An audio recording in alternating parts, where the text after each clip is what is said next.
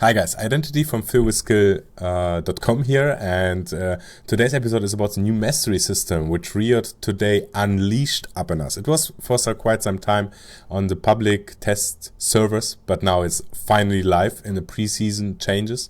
So it's super exciting. You guys should be exciting too. I will explain this episode how I would currently skill my heroes, my basically general roles, and of course in future there will be some updates with some further when changes come up, we have a little bit more idea what we actually need to do. So let's just jump in. I'm started with a ADC carry. This is my first spec, as you can see already in the overview. I will try not to go too much into numbers and details because you guys can read yourself, so you don't need me to read the masteries names and so what they're doing specifically to you. So what I will do is give a general idea about what we actually want. So what we actually want is we want to have more damage. As an ADC, you're usually bot lane, and you're a ranged hero in most cases. So what you want to do, you want to have some sustain in the lane because your damage output will be dependent on how well you farmed throughout the game. So you want to stay long in the game, and you want in the lane, and you want to kill, of course, enemies. So we want damage, and we want a little bit lane sustain. I think you can achieve this pretty much with choosing double-edged sword, which basically will allow you to dish out a little bit more damage, and as a double-edged sword receive a little bit more. However, although this receiving more damage sounds really bad, but especially as an ADC and as a ranged ADC, your main role is position yourself in a team fight that you won't get attacked, because you in most cases go purely on offense instead of defense. So if they reach you, you're dead anyway, and actually it's the team's effort to protect you, so you need damage. So if they reach you, you're dead anyway, so if you get more or less damage, it doesn't matter. So in this case, we're taking into the downside of this ability, of this mastery, into account, and just going for it. 2 points in raised attack speed. Well, of course, usually attack speed is always a good thing to have, but of course you have to make a choice. You're either taking a little bit more attack damage, or you're skipping Butcher. Butcher, however, does more damage with every attack you're doing. It does more damage to the minions, which will help you effectively to farm in the lane. And not only help you to farm in the lane, but to gain quite a nice sustain for later stages of the game. Every time you kill a unit, you get health and mana back. Although the numbers seem to be very little and very low, and they won't help you too much in the early game, in later stages they help quite a lot. Imagine you're playing Sivir, and you're just annihilating. You're totally killing, destroying, burning, whatever, killing them, a whole bunch of big wave which is coming into the lane. You will receive quite a nice boost of HP. So this is quite nice. We definitely want this. I want this, so we're taking it and sacrificing, of course, a little bit of attack speed. Next tier line in this offensive tree is are only two options which are basically interesting for ADC, pure AD carries. The one is, of course, it gives you a little bit more attack damage. On level 18, it's 10%, it's 10 attack damage, and well, we talked about this already. The only interesting part about this is that actually there is an ability, a mastery, which provides you that every time you hit an enemy with a spell attack, you're making more damage to him. This is quite interesting for specific characters. So this is not for all characters, but it does help for certain characters. So in case you think that, yeah, I won't need those masteries because I don't believe in this, of course you can just take one more point in attack speed and gaining this option as well. I decided against it because I think that usually as an ADC you're not so much of a caster. There are examples, but in general you're not. By the way, Ezreal is, for example, a great example who can actually utilize it very much. So I left it out for now. Of course, sudden adjustment before the game is always welcome and always allowed, so do however you please. In the third tier, in this mastery, you have basically the follow-up of Brute Force, more attack damage, even more attack damage. 5 attack damage is quite nice, it will help you last hit, it will help you harass the enemy, so we're definitely taking it. Of course, The next thing which we want to have, so this is definitely for AP characters, Executioner, which basically helps you burst down already heroes which are already below a certain threshold of health, which is 50% at level 3, and you deal 5% more damage. This is quite a nice amount of more damage to come when an enemy hero is already below a certain amount of his HP, general HP, so we're definitely taking this. And of course the follow-up in the next tier is really nice, because every time you're killing a champion, you're receiving 5% of your missing health and mana, so it actually gives you a little bit more boost to the sustain after a team fight, during a team fight, and can help quite a lot, specifically with addition with Feast. I think it's quite a nice thing to recover after a fight very fast and keep pushing the lanes, keep farming objective when you manage to survive a team fight. So of course more damage, the only option in this lane, in this tier 4, which we can actually have, and as an ADC, is 5% bonus attack damage. We're taking it, we're happy, nothing to say about it. So we skipped, of course, this one. I decided against it because again it is with a spell attack. This one is a follow-up, which actually means that every time you do basic attack on an enemy hero, it's like the opposite. You do more spell damage, but as I said, there are not many heroes who actually really benefit from it, so I'm leaving it out for now and making the adjustment if I choose to play one of those heroes. Of course, critical hits, usually I build always for critical strikes, because I think it's one of the best options to actually build characters currently. So well, let's say I love it to do so, so we're definitely taking the ability which enhance a critical attack with more attack speed for a little while. It's not too much, but still, well, actually no, it is quite a much. When you think about it, that it's 15% when you manage to stack up 3 critical strikes in a row. For example, if you're carrying around this crabs, a sword which gives you 3 critical strike in a row for 3 seconds, it's quite nice. So it gives you a nice boost to your attack speed. Of course, armor reduction is always welcome, and just percentage out to your whole damage output. Yes, we're totally taking it. I decided for ADC carries to go with a defense 3, because as I said, we want to dish out a lot of damage, but we want of course some survivability in the lane, because hey, when we leave the lane we won't get XP, we won't get farm, and we're screwed. Therefore, we want of course to be protected a little bit against enemy harass. Those 2 are responsible for reducing basic attacks from enemy champions. This one gives us 5%, and I need to repeat, I know that I didn't want to talk too much about numbers, but 5% of your armor and magic resistance is really nice. This is really good, and it's on tier 1, so I think this one is pretty much something you basically need to take a lot and often, because it's really good. I skipped in this case Health rank for the purposes, because I think this is more attractive, because basically the one recovers the damage which you take, and the other prevents the damage which is taken. It's like whatever you want to do, but because we have already here some leaking, I think I'm going with this option and being more happy, especially about team fights, about exchange, and about trading in the lane. As an ADC is quite important. Reducing those damage is quite nice, and refilling those your health should always be either by potions, life leak, or your supporter. So of course we're taking additional health 3% and 36 health points. It's not too much, but this 3% kind of looks interesting. As I said, on an ADC it won't be that much, like for example on a full tank or bruiser, but nevertheless we're taking it because it's there. So ADC done. Let's talk about, of course, the ability power carry. In the first tier we want, of course, again offensive 3, because we want to have more damage. I took the 5 cooldown reduction. The faster I can the faster I can cast another spell, the better it is for me. In this case, I'm taking this exposed weakness, which basically, which basically raise all Ah, I explained it actually wrong the last time. I'm going, whatever, but you guys get the point, whatever.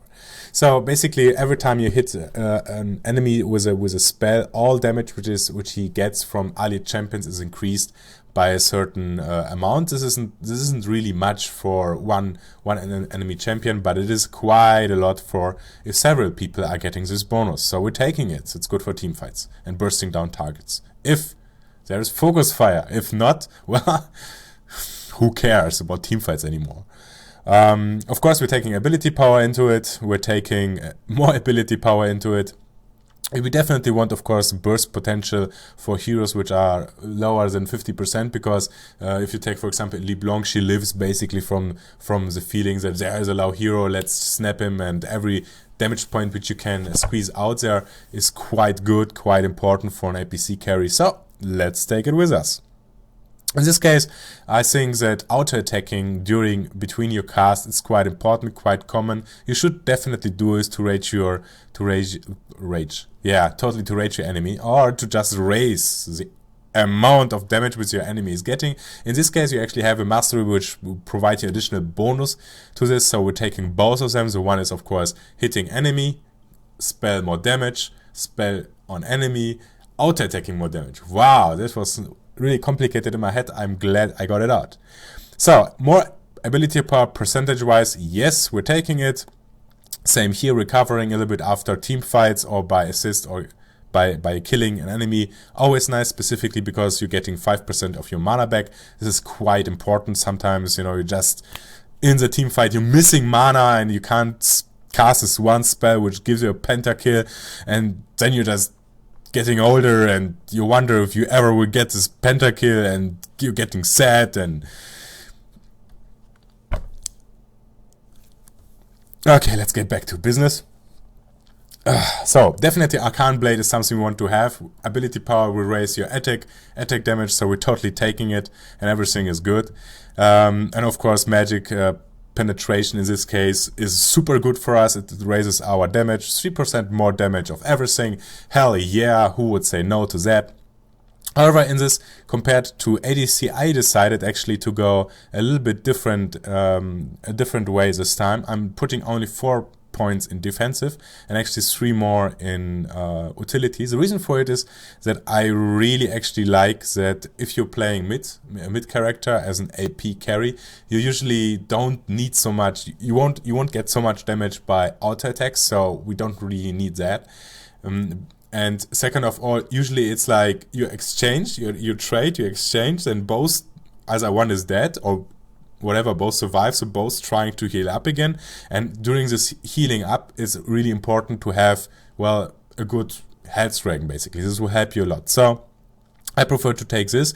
Of course, there will be people who argue that most likely it will help you to have more life in the lane, but however, as an AP carry, I tend usually to lack mana, so this kind of fits my needs more. Therefore, that was my choice instead of being a little bit more defensive, because I just made the experience that usually when I go in, usually I either die and there will be nothing which can help me. It will be like Shen ulti and a Soraka ulti and maybe a Zona ulti who jumps in, and a Kados ulti for effective reasons, special effect reasons. So therefore I'm going with a mana rage and I feel more comfortable with that. So yeah, that's my choice. So of course you guys can fill it around, change it around however you like, but I think there are actually not so much options anymore. I think the masteries went a little bit more easy to take. Basically you're choosing for which tree you want to have and you're going for this tree. It's not like you have a real big choice what to skill and what to leave out.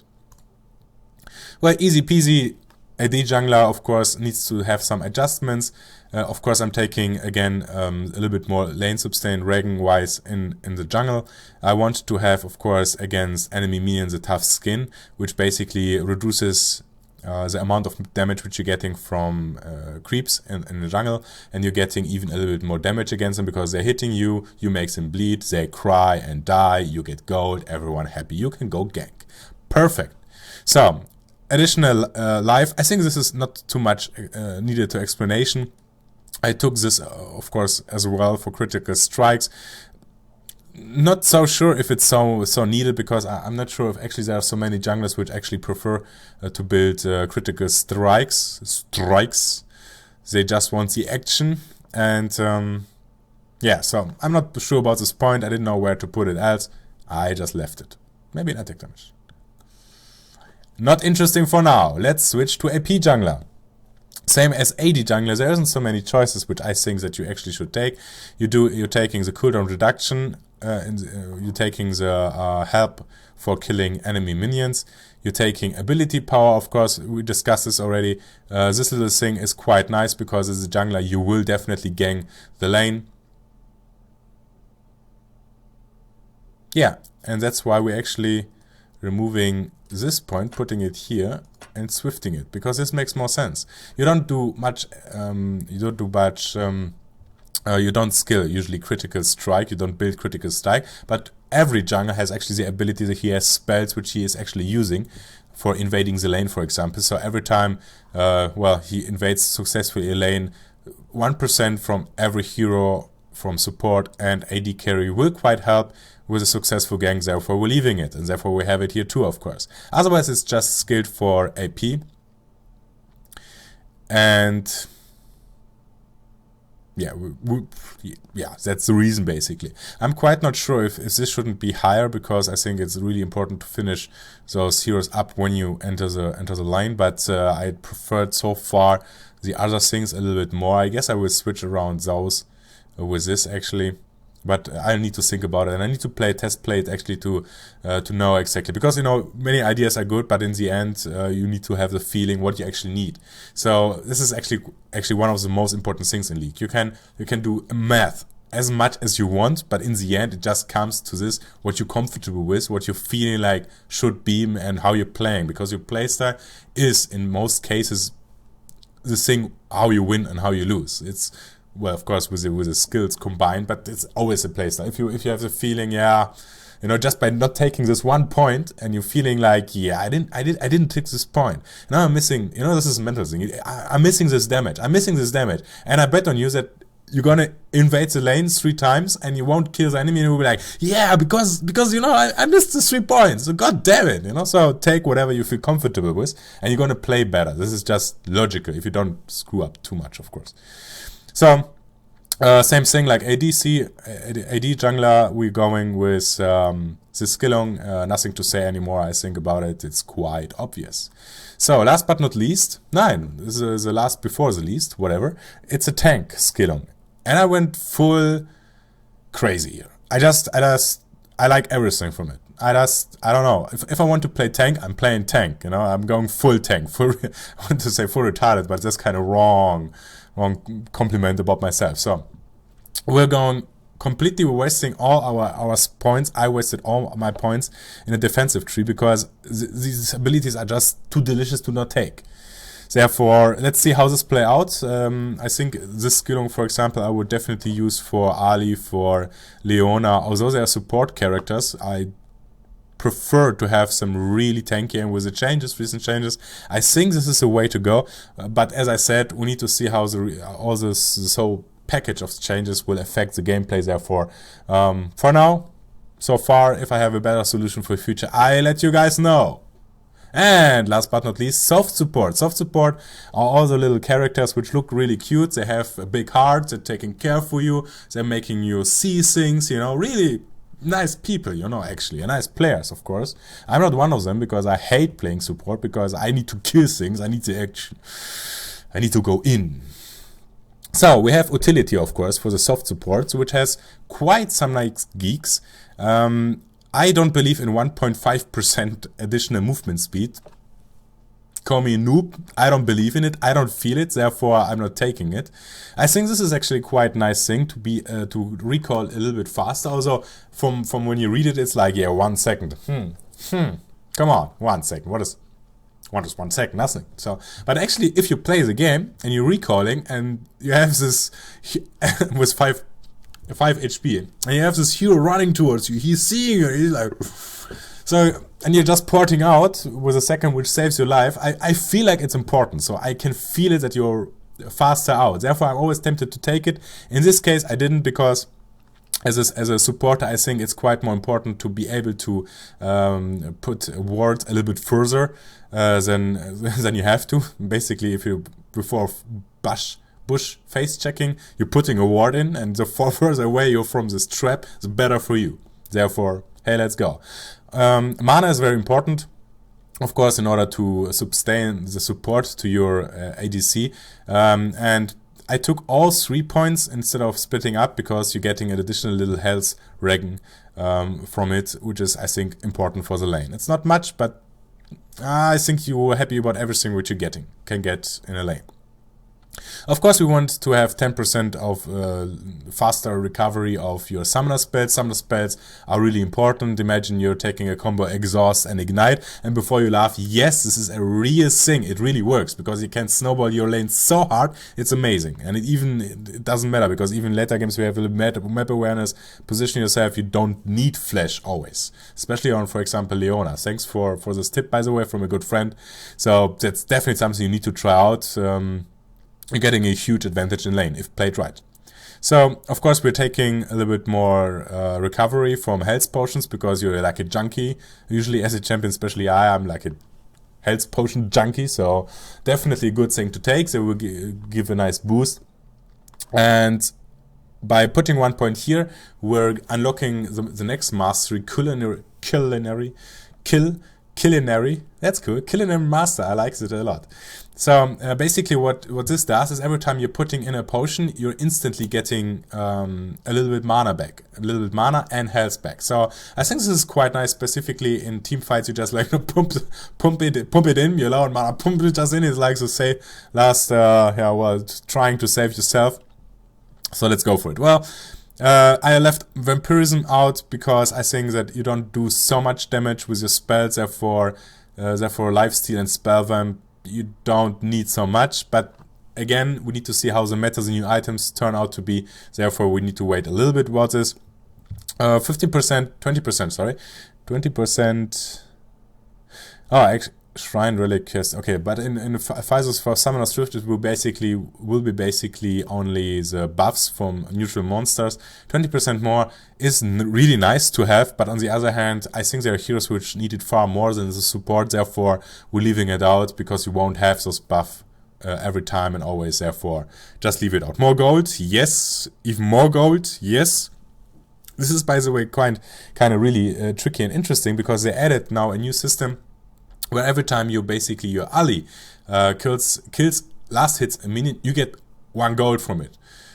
Doesn't sound much again, but again, the whole picture is that you're getting more, you're trying to give the supporter more gold in order to be more effective throughout the game, and specifically into the end game, having it a little bit more easier to get to some money, which is really cool, because then this makes support actually playing a little bit more fun, because you actually can afford some items, so you can actually start really feeling and direct respond. You're buying a new item, you're getting stronger, you're participating more in the game, you can do more in team fights. So this is really cool. I think this will raise popularity of support characters in general a lot. So let's cross our fingers for that, because I love having a good support. So more gold, more money. So more gold, awesome from the beginning. We're getting another crazy mastery for receiving more gold. This means as a melee champ, every time a champion gets killed in the lane, you're getting quite a little bit of gold. Every time as a ranged hero you're hitting with an auto attack an enemy, you're getting a little bit gold. I feel like that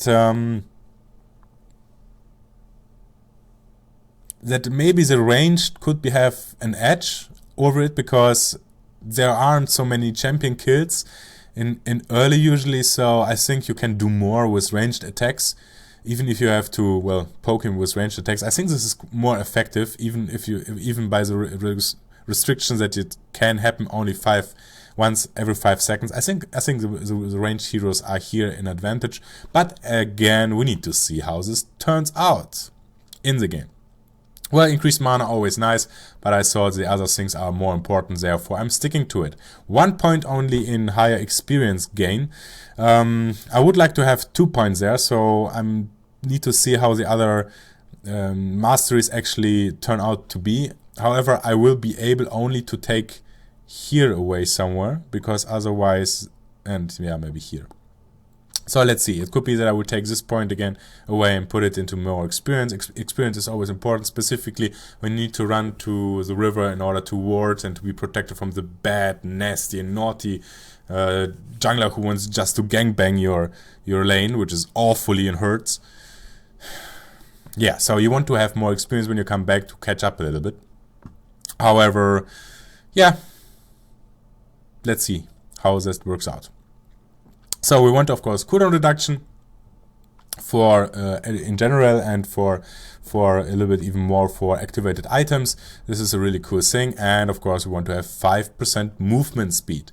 This 5% movement speed will help you to run over the map and basically do everything. And now I'm thinking that actually this 5% movement speed will quite be nice with 6% 5. No, I prefer it like this. So it will help a lot to run around the map and plant your wards and hopefully not getting catched. Guys, this was it. The new masters. I hope you liked the video. Please subscribe. I need your help because I will do more. So it's gonna be awesome. And actually there's a magic trick. Did you know? If you press on this button there, you know, like subscribe, the button will change. And you will have subscribed standing there. It's like YouTube magic. Or so. I'm Identity from freewareskill.com. Peace out. Enjoy.